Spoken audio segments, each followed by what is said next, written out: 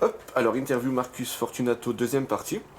Donc suite à Broken Arrow, on passe à Ashes and Dust. Alors c'est enfin un nom que je connaissais avant de préparer l'interview. Alors j'ai une cassette qui se nomme A Lovely Spring Day. Aïe, aïe, aïe, aïe. Voilà, qui ne semble pas inscrite dans la discographie du groupe. C'était quoi exactement? C'est en fait, voilà, A Lovely Spring Day, en fait, c'est mon premier album. C'est le premier album qu'on a enregistré. Il y a 9 chansons dessus. Donc c'est pas une démo, c'est un album. Non, c'est un album, ouais. D'accord. Ouais, il y en a des anecdotes là-dessus, hein, ça va durer longtemps, hein, je te préviens. Moi j'ai le temps après. En fait, on a enregistré ça, que je dise pas de bêtises, on a enregistré ça en août 97. Ok, Donc on était, et il y avait un sacré line-up, hein, parce qu'il y avait Zandang à la guitare, ok. qui a maintenant un tribut de Malmsteen. Ça m'étonne pas. Voilà. Il y avait David Kuzowski qui habite pas loin d'ici. C'est un mec qui fait du jazz manouche maintenant et qui vit de la musique. Et les deux guitaristes ensemble, je peux te garantir qu'ils me mettaient à la peine, hein, moi, à la basse. Hein. D'accord. Oh la vache. C'était un super line-up. Fred L'Enfant, c'est au chant, un super pote aussi. On se voit souvent et vraiment. Bref, on a fait un album. Et après, on a essayé de le masteriser, de faire ça à peu près comme il faut. Il n'y avait pas un super son, tu sais, à l'époque. C'était encore analogique, un peu numérique, tu vois. On était un petit peu entre deux mondes, quoi. Le 100% numérique n'était pas encore arrivé. Les ordinateurs ne faisaient pas encore vraiment de l'enregistrement. Bref, on a payé très cher le studio pour avoir On est resté 10 jours en studio pour avoir quelque chose de bien. Et puis après, quelques semaines après, une fois qu'on avait quelques CD, on avait fait une pochette, qu'on avait trafiquée avec une imprimante couleur, machin, et ben on a loué un camping-car et on a fait le tour de l'Allemagne pour les maisons de disques. D'accord. Et on a eu quelques contacts super positifs. Et puis on était ados, enfin ados non, parce que j'avais 28 ou 29 ans à l'époque. Mais on s'est engueulé pour des conneries à cause des gonzesses, enfin bref. On s'est engueulé comme des cons et puis on a arrêté alors qu'on aurait pu, tu vois, mettre notre pied à l'étrier là. C'était en plus au moment où Rhapsody avait sorti son premier album. Il était tout juste sorti. Il y avait déjà des sampleurs dans les magazines, mais l'album n'était pas tout à fait sorti. Legendary Tales. Ouais, Oui, voilà, ok. Après, il y avait aussi le premier album d'Angra qui était sorti, tu vois. En fait, le métal mélodique, comme on le pratiquait, il commençait à revenir. Alors qu'en fait, le début des années 90, c'était soit du grunge, soit du death metal. Si tu faisais du heavy, t'étais forcément un loser. Oui. Tandis que là, tu vois, ça commençait à revenir. Et je pense que si on était resté droit dans notre botte, on aurait pu faire quelque chose avec cet album. D'accord. Et franchement, c'est le premier truc dont je suis super fier. Il y a vraiment des super titres dans cet album. Et un jour, je le numérise. Mais je l'ai déjà numérisé, en fait, celui-là. Il faudrait que je le mette sur un Bandcamp. Parce que je pense qu'il y a des gens qui pourraient prendre du plaisir à l'écouter. Parce que, alors du coup, les versions CD, c'était juste pour démarcher ou il est sorti? Il n'est pas sorti en CD? Il n'est pas sorti. D'accord. En fait, il y a Brennus qui nous avait dit OK, qui nous prenait. Il y avait 2 ou 3 maisons de disques en Allemagne aussi, dont Marc. Comment c'est Black Mark. Ok, Black Mark Production. Ouais, on avait été à Berlin, tu vois, on a été dans les studios et tout, je te jure, le road trip en camping-car pendant 10 jours, c'était quelque chose. Et donc, voilà, donc on avait quelques contacts super positifs et on aurait pu le faire distribuer et tout, mais tu vois, on s'est arrêté en chemin, c'est vraiment dommage. Mais en tout cas, je le mettrai un jour, je pense, sur un Bandcamp, cet album, parce qu'il y a des gens qui vont... Peut-être pas beaucoup, mais il y a des gens qui seraient intéressés pour l'écouter. Oui, puis en plus, moi j'ai pas réussi à remettre la main sur la cassette, donc ça serait pas mal. Alors, visiblement, donc Ashes and Dust, donc tu en aurais été le cofondateur avec le chanteur Fred L'Enfant dont tu parlais. Oui, c'est ça. Donc, bon, du coup, tu as un petit peu anticipé sur la question suivante. Pourquoi avoir quitté le groupe après 2 démos et cet album? C'était pour former MZ avec le guitariste Zandang ou... Écoute, il y a eu une période où David il est parti, David Kuzowski, le deuxième ou le premier guitariste de Ashes and Dust. Et puis on a reformé Ezan aussi parce qu'il voulait plus. En fait, Fred et puis le batteur Benoît, ils étaient vachement attirés par le prog, par Dream Theater, par Symphony X. Moi j'aime bien tout ça, mais Zan et puis David, ils étaient surtout attirés par le néoclassique. D'accord. Par Malmsteen, tu vois, tout ça. Même si dans Symphony X, il y a quand même des éléments néoclassiques, tu vois. C'est un peu mélangé de Symphony X, on va dire. Et donc David et Zan, ils sont partis, et puis le Fred et Ben, ils ont bossé ensemble. Il y a un guitariste qui s'appelle Mathias Bégon qui est venu avec eux. Il y a un claviériste qui est arrivé aussi qui s'appelle Damien Funfrock. Et puis ils m'ont rappelé pour jouer de la basse et je suis resté à peu près jusqu'en 99, tu vois, avec eux. On a fait un album qui s'appelait In Silence, je crois. Et puis, après, j'ai arrêté parce que je voulais vraiment me consacrer à MZ qui sortait son premier album et je l'ai enregistré, je faisais partie d'Ashes and Dust, tu vois. Il a mis 1 an à sortir, on a fait plein de concerts avec MZ, on a tourné vachement et je voulais vraiment me consacrer à ce groupe parce qu'à l'époque, en fait, avoir plusieurs groupes, comme il n'y avait pas, tu sais, toute cette communication internet qui facilite beaucoup les choses, eh bien, à l'époque, je voulais vraiment me consacrer à un seul groupe, c'était important pour moi. D'accord. Alors, du coup, voilà, MZ, tu te stabilises ensuite avec ce groupe pour une douzaine d'années. Donc, MZ qui évoluait dans un style néoclassique. Ce genre favorisant souvent les instruments mélodiques. Alors, même si tu assurais les claviers, comment est-ce que tu t'y prenais pour être créatif et avoir ta place en tant que bassiste? Vu que c'est souvent les guitares, le chant et le clavier qui sont en avant. Je sais pas. Ça s'est fait super naturellement, on n'y a jamais réfléchi. Ok. Tu vois, moi, quand on faisait des chansons, que ça soit Zan qui les faisait ou moi, eh bien, on se disait toujours que la basse était un instrument mélodique aussi important que la guitare. Tu vois, la guitare aura tendance à faire des harmonies vers le haut, moi j'avais tendance à faire des harmonies vers le bas, et puis ça se mariait, tout ça. Mais franchement, tu vois, c'était extrêmement intuitif. Musicalement, on était tellement raccord avec Zan, on écrivait des chansons qui étaient tellement, pour nous, qui étaient vraiment évidentes, qui coulaient de source, qu'on n'a jamais réfléchi à ça. Évidemment, au mixage, on s'est dit qu'on n'allait pas muter la piste de la basse, hein, ça c'est clair. Et on voulait vraiment que ça soit... on s'est pas dit, c'est 50-50 chacun. Ça s'est fait hyper naturellement. D'accord. Sans y réfléchir. Et tu vois, il y a même des fois où je présentais un mixage et Zan me disait non mais la basse là on n'entend pas assez, vas-y. Et je montais. Et puis là effectivement c'est là qu'on trouvait notre équilibre quoi. D'accord, tout simplement. Du coup au niveau du mixage, production, vous faisiez tout par vous-même ou... Ouais, en fait vraiment on essaie d'être... Enfin moi, encore une fois, j'ai ma manière de voir les choses, elle correspond pas à tout le monde et il y a peut-être des gens qui vont dire que je me la raconte, mais peu m'importe. Moi je pense que la musique c'est de l'artisanat. D'accord. Et à chaque fois que j'ai fait appel à quelqu'un pour mixer ma musique, pour l'arranger, pour même la masteriser, j'ai été déçu. D'accord. À chaque fois, j'ai été déçu. Et j'ai vraiment, même si j'ai pas les moyens d'un gros studio, tu vois, je veux vraiment avoir la main mise de A à Z. Surtout. Après, si on a un peu de budget, je préfère réserver les budgets pour les vidéos, pour le merchandising, tu vois. Voilà, je préfère réserver le budget pour ça. Mais par contre, la musique, j'aimerais bien être responsable du produit fini, moi-même, vraiment. Oui. Ok. Donc les 3 premiers albums, ils sont principalement instrumentaux. Et à partir de Romantique, le 4e, vous avez engagé un chanteur, donc Jean-Jacques Fanciulotti, qui lui aussi avait participé sur une démo de Ashes and Dust. Pourquoi ce revirement pour MZ? Alors, il y a plusieurs raisons. L'album Romantique, c'est une espèce de transition.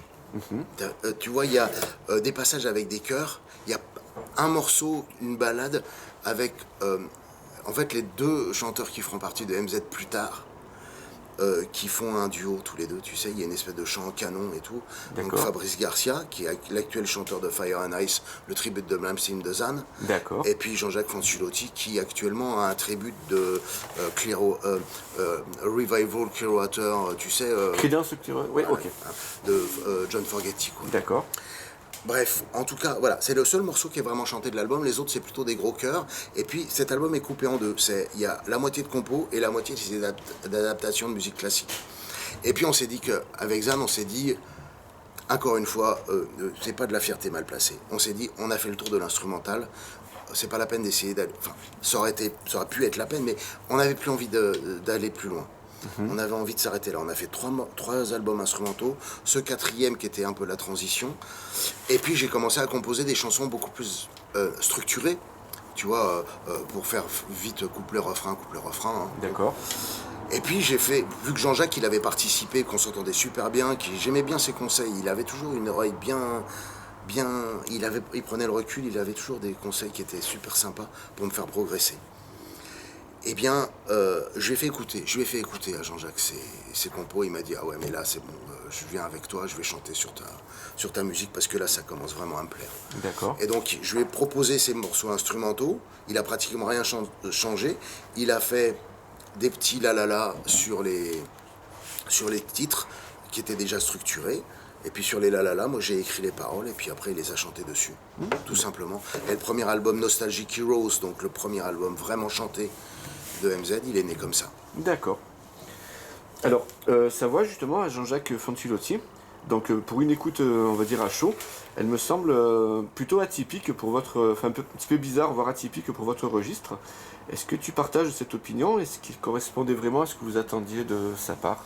Moi, en fait, j'ai enregistré. Avant, il avait un groupe qui s'appelait Mister Magoo qui s'est transformé en Odyssey. Et j'ai enregistré et j'ai fait des claviers sur. Enfin, des claviers, tu sais, je suis pas très bien claviériste, mais quelques nappes, quoi. Sur son album d'Odyssée. Et puis, je les ai aidés à produire la démo quand ils avaient Mister Magoo. Et j'ai toujours été amoureux de sa voix, en fait. D'accord. Je trouve qu'il avait une espèce de tessiture déjà qui correspondait bien à la musique que j'aimais. Et puis il avait un grain qui me plaisait énormément, qui était très original. Et ça me plaisait beaucoup. Et quand il m'a dit je veux faire partie du groupe, j'étais vraiment enchanté parce que c'était vraiment, ça faisait des années que j'y pensais. D'accord. Et pour la petite anecdote, c'est pas très gentil pour Fred l'enfant ce que je vais dire. Et je te prie de m'excuser Fred, vraiment je te prie de m'excuser. Mais il faut que j'en parle. Quand on a fait l'album avec Ashes and Dust, Lovely Spring Day. Ouais. Après, à David Kuzowski, donc le guitariste qui fait du jazz manouche maintenant, je lui ai fait écouter l'album et je lui ai fait, évidemment, l'album il le connaissait, je lui ai fait écouter une démo de Mister Magoo avec Jean-Jacques qui chante. D'accord. Et il m'a dit putain, c'est ce mec-là qu'on aurait dû prendre pour l'album, c'est vraiment trop bon. Et voilà. Donc ça c'est. Maintenant Jean-Jacques il chante plus dans ce même registre, mais en tout cas à l'époque c'était vraiment lui que je voulais. D'accord. Alors, pour Nostalgic Heroes, l'album suivant, Zan Dang, il avait momentanément quitté le groupe. Alors, est-ce que ce n'était pas étrange de poursuivre sans lui, alors qu'il avait son initiale voilà, dans le... Écoute, je voulais pas arrêter. Il pouvait pas... c'était une fin de contrat. D'accord. Parce qu'il voulait, passer son temps à monter son restaurant. Et puis, il pouvait pas faire de la musique en même temps parce qu'il était pris tous les soirs. Bref, professionnellement, il pouvait plus assurer. D'accord. Donc, on est resté qu'à un seul guitariste avec Julien Adamo, qui a fait tout l'album. Et encore une fois, c'est pas très cool, mais quand le restaurant il a coulé, eh bien, Zan il est revenu tout naturellement. Voilà. D'accord. C'est aussi simple que ça. Puis Julien, c'était un petit peu la même chose. Il a voulu se consacrer vraiment à son métier parce qu'il voulait potasser pour progresser. Et ben, il a laissé tomber le groupe et puis c'est Zan qui a repris sa place. Tu vois, c'est un petit peu un peu des chaises musicales pendant ces années 2000. Mais tout s'est fait naturellement en fait. Ouais. Sans accroc, sans problème. Tout s'est fait naturellement. D'accord. Alors, en écoutant les albums de MZ, alors j'ai très rapidement pensé à Yngwie Malmsteen, donc tu en as parlé. Alors, or, sur le live 2008, vous reprenez pas moins de 3 titres de ce dernier. Est-ce qu'on peut dire qu'il s'agissait vraiment d'une influence, une très grosse influence assumée, quoi? Bah, assumée, mais à 100%. Et on était tous fans, et les musiciens qui faisaient partie du groupe le sont encore. On était tous fans de Malmsteen, quoi. C'était vraiment un truc. Et tu sais qu'on se faisait de temps en temps quelques concerts. Et juste avant le concert, on dit bon les gars, allez, on se fait une soirée spéciale Malmsteen ce soir. Et on faisait le concert, on faisait des reprises de Malmsteen. D'accord, ok. Donc là, il y en a 3, je pense, sur le live, ou 4 peut-être. J'ai compté 3 de Malmsteen et une de Queen. Ouais, c'est ça. Oui, ok. C'est ça. Et donc... peu de musique derrière. et donc, oui, c'est vraiment assumé. On était vraiment fans de ça. Zan, c'est son guitariste préféré. Il l'a bossé pendant des années et des années. Ouais, bien sûr. D'accord. D'ailleurs, il y a Crash and Burn, qui est de l'album Seven Sign, il me semble. Ouais, c'est ça. Qui est vraiment pas mal, quoi. Et justement, voilà, par rapport à ce live, donc sur l'album, je crois qu'en tout, il y a 14-15 titres. Est-ce que vous n'avez pas voulu privilégier un petit peu vos compos, puisque en mettant 4 reprises, alors que vous avez quand même déjà 4 ou 5 albums Alors, le problème, c'est que moi, je voulais pas faire un live à 50% instrumental. Parce que si on avait privilégié les premiers albums, eh bien, on aurait fait la moitié d'instrumental, tu vois. Et là, on n'avait qu'un seul album chanté qui était là. Il n'y en avait pas 2? Non, il n'y en avait qu'un seul encore. Le Romantique, c'était pas vraiment un album chanté, tu vois. Donc, il y avait vraiment que Nostalgic Heroes avant. Et je voulais vraiment sortir ce live pour finir un contrat avec la maison de disques de l'époque. D'accord. Et donc, pour pas faire que les morceaux de Nostalgic Heroes, eh bien, on a fait 2 adaptations de vieux morceaux de Romantique en studio. On a fait la reprise de Marilyn Manson, tu sais, Halloween. Et puis c'était vraiment une adaptation orchestrale en fait, on s'est marré à faire ça, je te jure. Et puis les 3 morceaux de Malmsteen et suite Queen. Et comme ça on mettait tous les autres, c'était les morceaux de Nostalgic Heroes, tout simplement. Ok, ouais, c'est plus clair du coup. Donc voilà, donc le groupe MZ donc, split en 2011. Quelles étaient les raisons? Eh bien en fait j'ai l'impression que ils avaient plus envie. Jean-Jacques, il est parti du groupe parce qu'il avait plus envie de chanter haut, parce qu'il avait plus envie de faire des concerts avec. On s'entendait bien pourtant, mais voilà, il avait plus envie. C'était de lassitude. Il a été remplacé donc par Fabrice Garcia. On n'a pas fait d'album, tu sais, on a fait Even Worlds en 2010 avec Jean-Jacques et Zan. C'était une très bonne continuité à Nostalgic Heroes, continuation à Nostalgic Heroes, c'était bien dans la lignée. Puis après, juste après, on a fait quelques concerts. Quelques festivals, et puis Jean-Jacques il est parti, et pendant 1 an Fabrice l'a remplacé, alors on a fait vachement de tributes, enfin on a fait beaucoup de concerts avec beaucoup de chansons de Malmsteen, moi j'aurais aimé en faire un petit peu moins. Et puis quand j'ai présenté des nouvelles chansons à tout le monde, Zan il était encore impliqué dans un autre boulot, il était moins là, mais ça plaisait moins à Laurent Bourgin, le batteur, et à Fabrice Garcia, le chanteur. Ça leur plaisait moins ce que je leur présentais.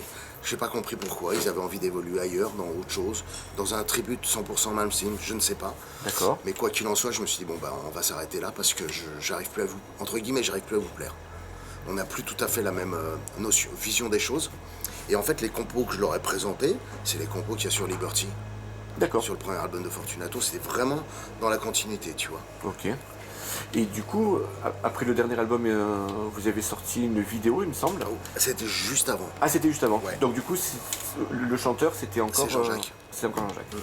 C'est au Nord Metal Festival qu'elle a été filmée, le festival de Rose à Valenciennes, ou tu vois, par là-bas. D'accord. Alors, j'ai un petit doute pour la question suivante, mais tu aurais participé à un groupe nommé Roswell Farm Yeah. et sorti l'album The Arrival en 2011. Oui, voilà, c'est la question. Tu aurais sorti